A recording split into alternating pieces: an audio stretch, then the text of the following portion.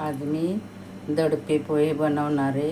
तर त्यासाठी मी पोहे धुवून चांगले भिजत ठेवून भिजलेले चांगले आहे बघा, असे मोकळे मोकळे झालेले तर दडपे पोहे बनवणार आहे. तर त्यासाठी मी पोहे घेतले. तिथं त्याच्यामध्ये कच्चा कांदा टाकू,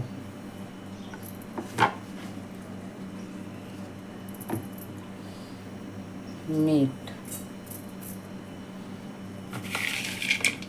आणि हे भाजलेले शेंगदाणे.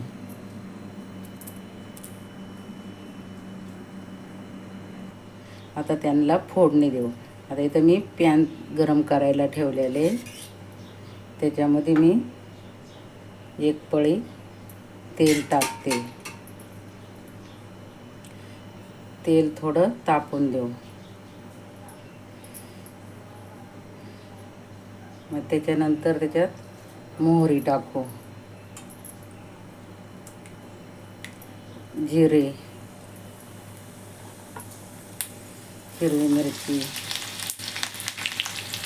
आणि कोथिंबीर, थोडासा लाल मसाला. त्याला चांगलं हलवून घ्यायचं.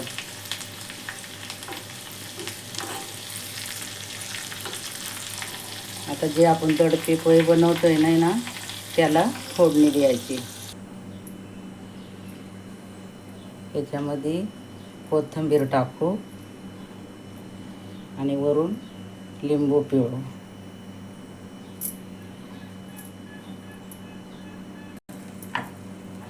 हे आपण फोडणी तयार केली ना, ही याच्यावरून फोडणी देऊ.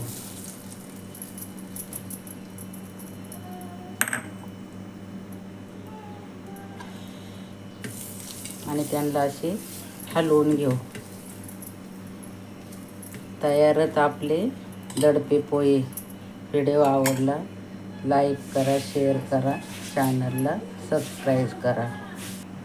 हे बघा, असे सगळे एक मिक्स करून घेतलेत. खायला एवढे चविष्ट लागतात ना. आता यांना एका प्लेटीमध्ये मी काढून घेते.